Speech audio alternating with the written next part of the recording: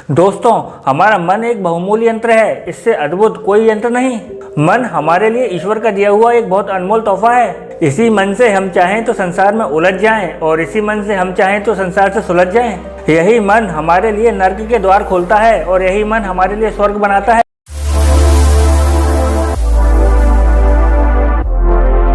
नमस्कार दोस्तों, मैं विनीत सोनी स्वागत करता हूं आप सभी का अपने YouTube channel myth of psychology में। जैसे वृक्षों के समूह को वन कहा जाता है, वैसे ही विचारों के समूह को मन कहा जाता है। अभी वैज्ञानिकों ने बड़े से बड़े कंप्यूटर बना लिए जो मन का सारा काम कर सकते हैं, मगर एक मनुष्य का मन जितना काम कर सकता है उतना काम करने के लिए हजारों कंप्यूटर बनाने पड़ेंगे। फिर भी कंप्यूटर अभी इतने सूक्ष्म नहीं है जितना कि मनुष्य का मन है, और हजारों कंप्यूटर इतनी सारी जगह घेरेंगे फिर भी एक छोटे से सिर के भीतर इतनी अद्भुत प्रक्रिया चल रही है। वैज्ञानिक कहते हैं कि एक इंसान के मस्तिष्क में इतनी संभावना है कि दुनिया के सारे पुस्तकालय उसके मस्तिष्क में समा सकते हैं। अभी तक जितनी सूचनाएं भी मानव जाति ने इकट्ठी की हैं, वे सारी सूचनाएं इंसान के मस्तिष्क में समा सकती हैं। कितना अद्भुत यंत्र हमारे पास है।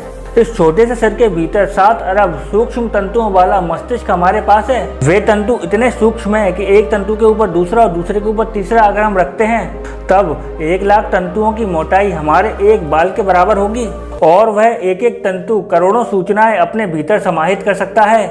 इस पूरे जगत में कोई भी चीज इतनी अद्भुत नहीं जितना कि इंसान का मन और मस्तिष्क है। जैसे कि हम अपने पूरे ब्रह्मांड को देखें, उसमें अनगिनत तारे और ग्रह हैं, ठीक इसी प्रकार हमारा मन है, उसमें भी अनगिनत भाव और विचार समा सकते हैं।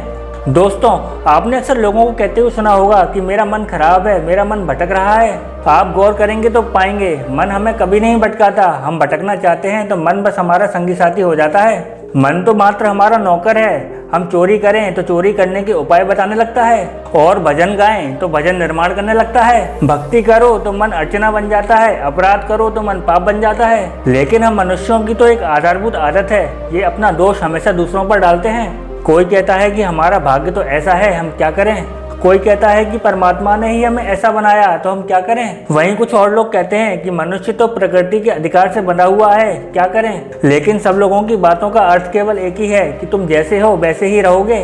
कुछ हो ही नहीं सकता, क्योंकि दोष तो हमारा है ही नहीं।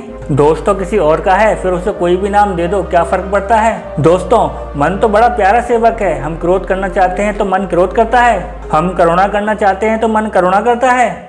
मन तो हमारे पीछे चलता है, हम गलत समझ लेते हैं। हम कहते हैं कि मैं क्या करूं, मन हमें गलत जगह ले जाता है। बल्कि मन तो हमारा है, हम जहां जाते हैं मन उसके पीछे आता है। जरा गौर से देखोगे तो हम मालिक हैं, मन हमारा गुलाम है। क्योंकि हम मालिक की तरह सोए हुए हैं तो मन भी क्या करे, वो हमारा मालिक बन बैठा है। हमने ही सोए हुए रहकर उसे मालिक बना दिया है। हम नौकर पर ही इतने निर्भर हो गए हैं कि हम उससे ही पूछते हैं हम क्या करें और कहाँ जाएं। इसीलिए तो कहते हैं मन के हारे हार है और मन के जीते जीत। जब हम मन से अपनी हार मान लेते हैं तो हमारा मन ही हमारा शत्रु बनकर हमारे खिलाफ आ जाता है, और मन के द्वारा जीत को मानने से हमारा मन हमारे मित्र की भांति खड़े होकर जीतने के नए नए रास्ते हमारे लिए खोजता है। दोस्तों, हमारा मन हमारे जीवन की गाड़ी का ड्राइवर है, जिसके लिए कोई भी रास्ता कितनी भी रफ्तार से पाना कठिन नहीं है। लेकिन गाड़ी का मालिक यानी कि हम अगर उसे निर्देश देना बंद कर दें, जैसे कि हम सभी जानते हैं इलोन मस्क की टेस्ला कार जो एक ऑटोमेटिक कार है, लेकिन वो कार भी तब तक नहीं चलती जब तक हम उसे कमांड ना दें।